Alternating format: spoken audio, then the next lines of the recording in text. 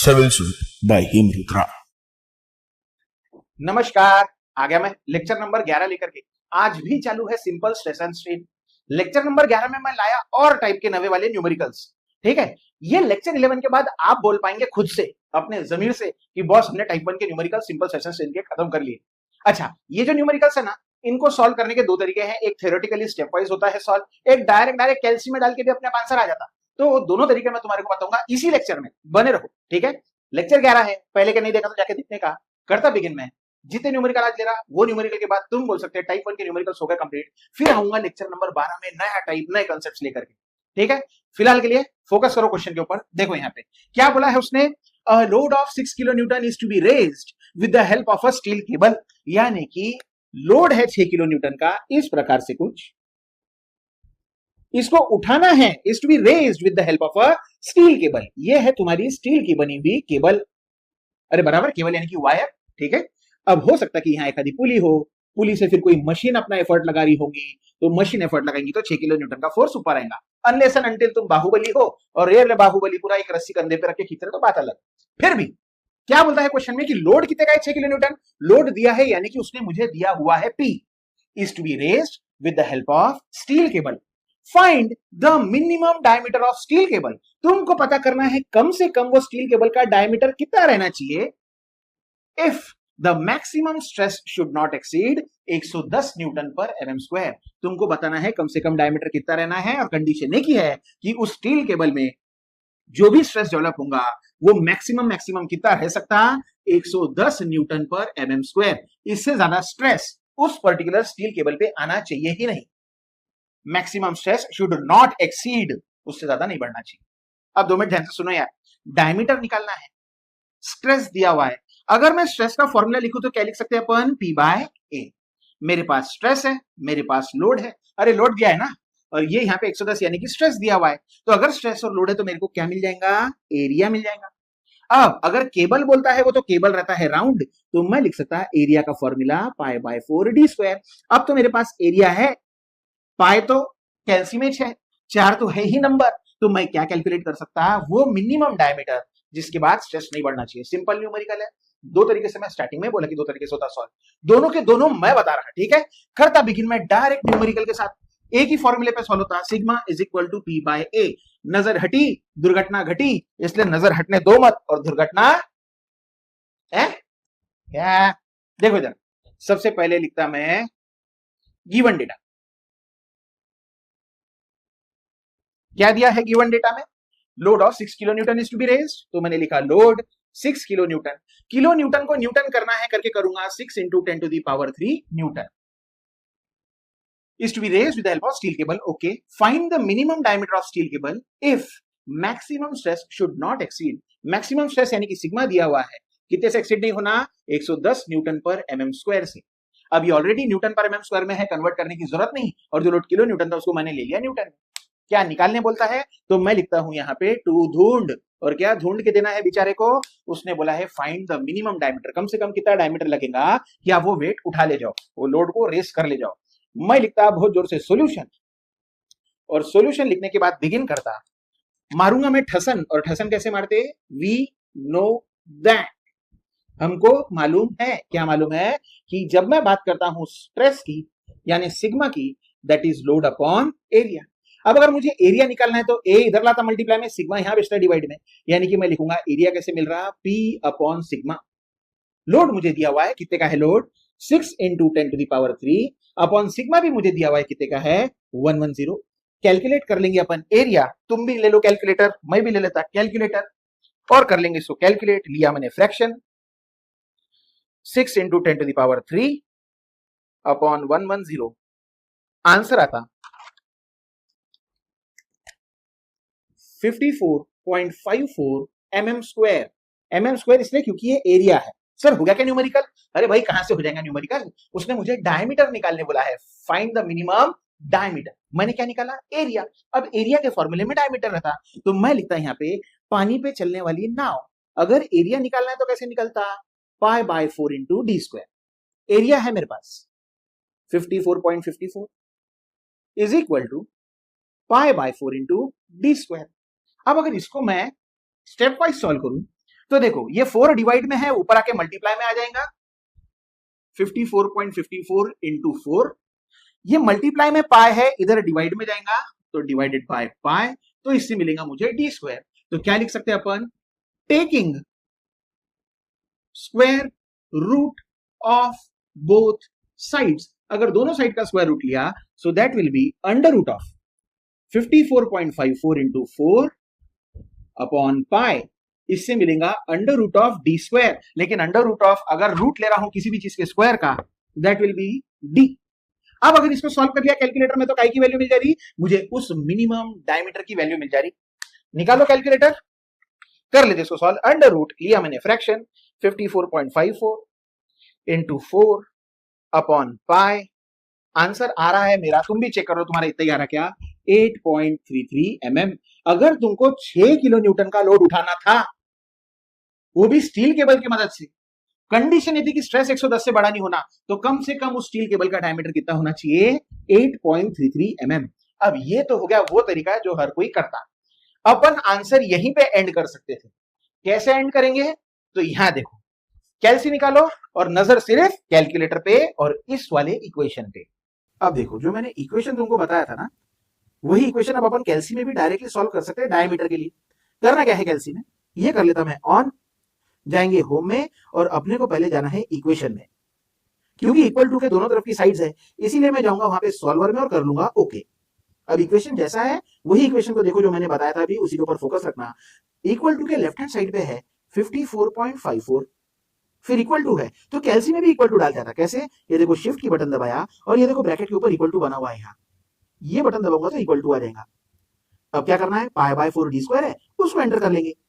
Fraction लिया मैंने, पाई देखो कहां है, ये 7 के ऊपर है, तो शिफ्ट दबा के 7 की बटन, पाई बाय 4 मल्टीप्लाई की साइन। अब डी चाहिए, डी नहीं है तो अपन एक्स यूज कर सकते, डी को एक्स से सब्स्टिट्यूट कर देंगे कैल्सी में। एक्स कहां दिख रहा है, देखो 0 के ऊपर एक्स दिख रहा है यहाँ कॉर्नर पे, तो शिफ्ट दबा के एक्स पाई बाय 4 डी का स्क्वायर, तो एक्स का भी क्या लेना पड़ेगा, स्क्वायर।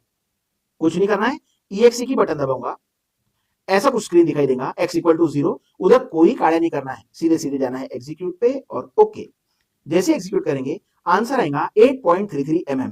अब ये तरीके से भी 8.33 mm आ रहा, अपन ने जो बोर्ड पे किया है उससे भी 8.33 आ रहा। देखो देखो देखो, आजू बाजू में जे कैल्सी बाजू में है, न्यूमेरिकल देखो साइड में।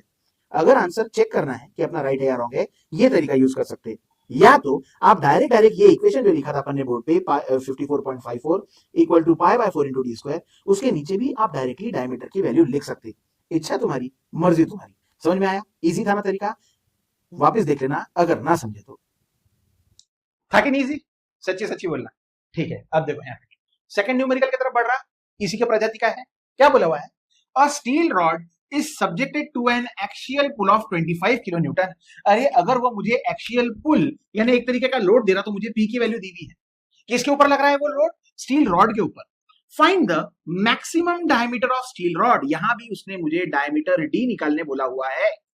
Find the maximum diameter of steel rod if the stress should not exceed 100 megapascal. Conversion ध्यान में है, नहीं होंगे तो जाके वो लेक्चर में देखना। क्या था कन्वर्जन, 1 मेगापास्कल, इसी का मतलब होता है 1 न्यूटन पर mm स्क्वायर। अरे भाई न्यूटन पर mm स्क्वायर को ही मेगापास्कल बोलते हैं, कोई फर्क नहीं है, कन्वर्जन करने की जरूरत ही नहीं है। अगर वो 110 100 मेगापास्कल बोल रहा तो मैं लिख लूंगा 100 न्यूटन पर mm स्क्वायर, बस दैट्स इट। निकालने डायमीटर बोला, वो किसके फॉर्मूले में रहता है, एरिया के। दिया मुझे लोड है और क्या दिया है मुझे, स्ट्रेस दिया हुआ है, यानी कि सिग्मा दिया हुआ है उसने, तो इधर ही तो न्यूमेरिकल सॉल्व हो जाएगा। सिग्मा दिया है, लोड दिया है, तो मैं निकाल लूंगा एरिया, और एरिया का फॉर्मूला रहता है पाई बाय 4 डी स्क्वायर। ये है ये है ये है, तो क्या मिल जाएगा, डायमीटर। फिर भी देखो ये रहते कुछ है, ओवर करने वाले भी है कुछ कुछ। आओ वो देखो आगे क्या देता, the length of the rod is 2000 mm and E is equal to 2.1 into 10 to the power 5 megapascal. कुछ करना है क्या वो जानकारी का, मुझे ये बताओ तुम यार। उसने मेरे को अगर डायमीटर निकालने वाला, उधर ही न्यूमेरिकल खत्म हो जाता है इतने पे। तो ये जो डेटा है ये जनरली बच्चों को कंफ्यूज करने के लिए दिया हुआ रहता है, तुम उनके जाल में फंसो ही मत, तुम फंसेंगे भी नहीं, क्योंकि तुम्हारे साथ कौन है मालूम है, सिविल से। तो इसीलिए आप करता बिगिन ये वाला न्यूमेरिकल, वही सेम धंधे है, सवाल पूछने का तरीका अलग था। बिगिन करता अपने न्यूमेरिकल के साथ, सबसे पहले हर बार की तरह जैसी हैबिट है लिख डालेंगे अपन जीवन दाता, अरे गिवन डेटा, और क्या दिया है गिवन डेटा में, तो उसने बोला है a steel rod is subjected to axial pull of, pull यानी कि लोड दिया है कितने का, 25 किलो न्यूटन। किलो न्यूटन को न्यूटन करना पड़ेगा देवियों और देवताओं। तो इधर देखो मैं क्या लिखता है, 25 into 10⁻³ Newton. Find the maximum diameter of steel rod if stress should not exceed, यानी कि स्ट्रेस दिया है उसने मुझे 100 मेगा पास्कल। अभी तो बताया मेगा पास्कल यानी कि, तो देखो मैं क्या लिखता, 100 न्यूटन पर mm स्क्वायर।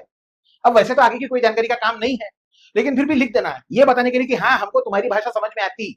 अरे है कि नहीं? क्या लिखा है उसने, the length of the rod is 2000, तो मैं लिख लेता लेंथ 2000 mm। ले ले मेरी थोड़ी इंक, क्या एज बिगाड़ेगा मेरा। और ई दिया है उसने मुझे कितना, 2.1 इंटू 10⁵ मेगा पास्कल। मैं रहने देता उसको वैसे यार, काम थोड़ी है उसका निकालने को, सिर्फ डायमीटर बोला है उसने तो वही निकालेंगे। मैं लिखता गिवन डेटा के बाद टू फाइंड, और क्या फाइंड आउट करके देना है, वो मैक्सिमम डायमीटर, ताकि स्ट्रेस 100 रहे, यानी कि डायमीटर निकालना है। टू फाइंड भी हो गया, मैं बढ़ता आगे और लिखूंगा सोल्यूशन। सोल्यूशन लिखने के बाद में करता बिगिन। सबसे पहले मार लेंगे अपन ठसन, हमारे को यानी हमको मालूम है, और क्या मालूम है, अगर आप बात करते हैं स्ट्रेस की तो हम समझ जाएंगे sigma is equal to P/A। Stress, अगर मुझे एरिया निकालना है तो एरिया इधर लाता, स्ट्रेस को भेजूंगा डिवाइड में, यानी कि मैं लिख सकता area is equal to P upon sigma. P है मेरे पास कितना है, 25 इंटू 10⁻³ सिग्मा, यानी स्ट्रेस है मेरे पास कितना है, 100। क्या मिल जाना चाहिए मुझे, एरिया। निकाल लो कैलकुलेटर, मैं भी निकाल लेता हूं कैलकुलेटर, कर लेते 2 मिनट में सॉल्व।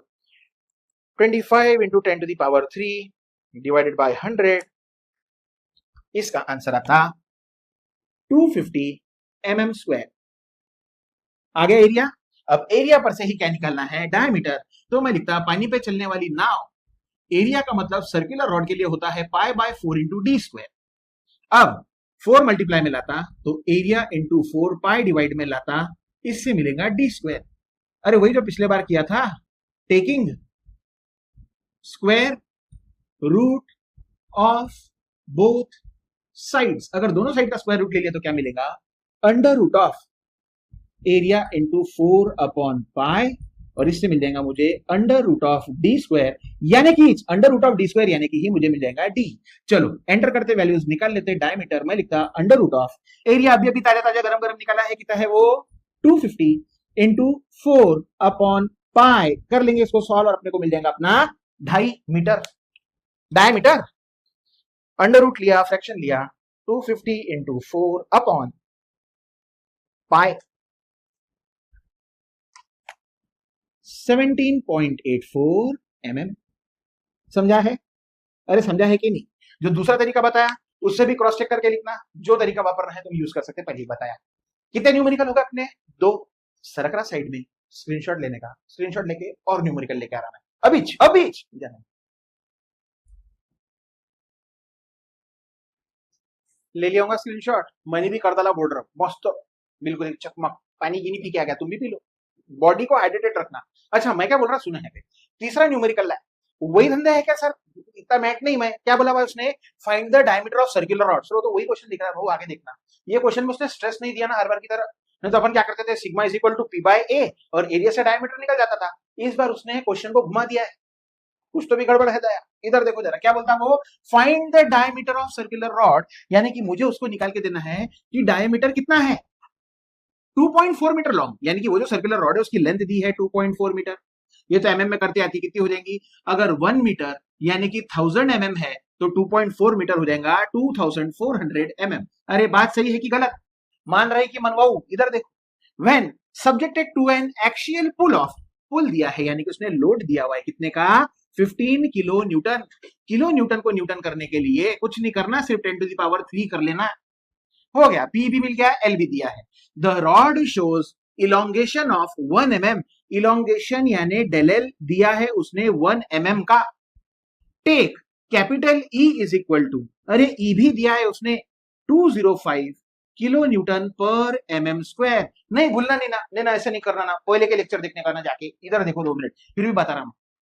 क्यों बता रहा मैं, क्योंकि मैं चाहता कि तुम सीख ले, लेकिन अगर पहले के नहीं देखे ना, जाने का ना गपचुपा, देखने का ना, और कुछ नहीं समझा तो नीचे कमेंट सेक्शन है, सर ने बताया सर ये नहीं समझा वो नहीं समझा। अरे मैं काय के लिए हूं, मैं 10 बार सीखा था, तुम तो कभी आए नहीं। कभी को अगर आ भी जाएंगे ना मेरे ऑफलाइन बैचेस में, तुमको पता चलेगा, तुम मेरे को 50 बार रोक सकते हैं न्यूमेरिकल में। तो हुज कमाल का मैं, इधर देखो क्या है ये? किलो न्यूटन पर एमएम स्क्वायर। तो मैं लिखता है किलो न्यूटन पर एमएम स्क्वायर। इसको काहे में कन्वर्ट करना है मुझे? न्यूटन पर एमएम स्क्वायर। अब एक चीज बताओ, डायमीटर में कोई चेंज है क्या? नहीं। तो डिनोमिनेटर में कोई काढ़ा करने की है क्या? नहीं। बस सिर्फ किलो न्यूटन को काहे में करना है? न्यूटन। अरे वो तो मैंने अभी भी किया ना, किलो न्यूटन को न्यूटन। वैसे ही इसको न्यूटन पर एमएम स्क्वायर करने के लिए सिर्फ कितने से मल्टीप्लाई करना है? 10 टू द पावर 3, क्योंकि डिनोमिनेटर में कोई भी चेंज नहीं है। तो क्या लिखूंगा यहाँ? यही हो जाएगा 205 into 10 to the power 3 newton पर एमएम स्क्वायर। अब ये ई भी हो जाएगा। सर डायमीटर निकालना है, ये सारी चीजें थी। अब 2 मिनट ध्यान से सुनो। अगर मेरे को मॉड्यूलस ऑफ इलास्टिसिटी यानी कि यंग मॉड्यूलस का फॉर्मूला कोई पूछता है, तो अपन फॉर्मूला क्या लिखते हैं? It is stress upon strain. ये भी डेरिवेशन हुआ है बड़ा पहले, बस सिर्फ तुम्हारे लिए इस बार, क्योंकि ये लास्ट न्यूमेरिकल है ये टाइप का। सिग्मा क्या रहता? तो फोर्स अपॉन एरिया, और ई क्या रहता? Del L upon L. बात सही है। सबसे ऊपर वाला सबसे नीचे वाले से मल्टीप्लाई करके मैं लिख सकता पी इंटू एल अपॉन, बीच वाले आपस में खेलेंगे, ए इंटू डेल एल। मुझे पता है कि डायमीटर किसके फॉर्मूले में रहता? एरिया की। कैसा? पाई बाय 4 इंटू डी स्क्वायर। तो अगर गलती से मैंने एरिया निकाल लिया ना, खत्म है न्यूमेरिकल। मेरे को क्या मिल जाएगा? डायमीटर। इसीलिए ये धंधों में से एरिया अगर निकालना है तो एरिया को लाता यहां और ई को भेजता वहां। यानी कि मैं लिख सकता area is equal to P L upon E into del L. P है सर, एल अरे क्या बात है, मिले हुआ है सर। ई अरे है सर, और डेल एल मतलब दहेज में मिले हुआ है। अरे बराबर है। तो जब तुम्हारे पास P L E del L है तो पहले निकाल लेंगे एरिया, और एरिया के फॉर्मूला पर से अपन क्या निकाल लेंगे? अपना डायमीटर। समझा क्या क्यों अलग था न्यूमेरिकल? अरे हाँ या ना? अबे हाँ या ना? करता बोल रहा, वापिस से लिखता सिर्फ तुम्हारे लिए। इधर देखो, इधर देखने का। मैं बार बार मेहनत कर रहा, तुमने भी करने का। क्या लिखता बहुत जोर से? जीवन दाता। क्या कह दिया है?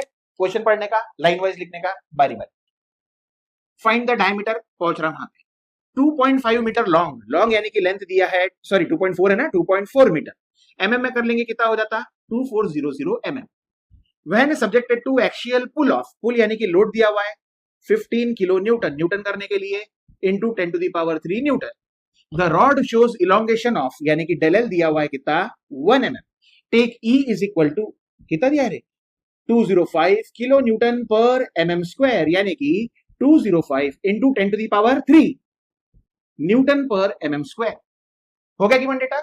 आगे बढ़ता, गिवन डेटा के बाद क्या ढूंढने बोल रहा था वो लिख लेता, टू ढूंढ, यानी कि to find. What do we have to find? We have to find the diameter of circular rod, मतलब डायमीटर डी कितना है। आगे बढ़ता, बहुत जोर से लिखता मैं यहाँ पे सॉल्यूशन। सॉल्यूशन लिखने के बाद में सीधे सीधे क्या मैं लिखता, हमको मालूम है। क्या था रे वो? हमको क्या मालूम है? कि अपने को मालूम है ई अगर निकालना है तो वो रहता P L upon A into del L. Sir directly? हाँ भाई, हर बार डेरिवेशन लिखने की जरूरत नहीं है। अब अगर मुझे एरिया निकालना है तो एरिया यहां लाऊंगा, ई वहां भेजूंगा, तो मैं लिखूंगा A is equal to P L upon E into del L. अब इसके पहले मैं वैल्यूज एंटर करूं, गिवन डेटा कंफर्म कर लेना। सारी लेंथ आपकी एमएम एमएम एमएम में रहना चाहिए, सारे फोर्सेस न्यूटन न्यूटन न्यूटन में रहना चाहिए, जो कि है। तो बस इसमें वैल्यू डालता, मैं लिखता therefore area will be equal to P 15 into 10 to the power 3 L 2400 upon E into del L. E है मेरा 205 into 10 to the power 3 into del L है 1। जैसे ही कैलकुलेटर में ये डालूंगा चमत्कार हो जाएगा। देख लो, ये किया मैंने, ऑन लिया मैंने fraction 15 into 10 to the power 3 into 2400 upon 205 into 10 to the power 3 into 1। क्या लियो नहीं लो सकता। एरिया मेरा आ रहा 175.60 mm स्क्वायर। अरे मैं तो पहले बोला था, एक बार अगर मैंने एरिया निकाल लिया तो मैं किसके पास पहुंच जाऊंगा? डायरेक्ट डायमीटर के पास।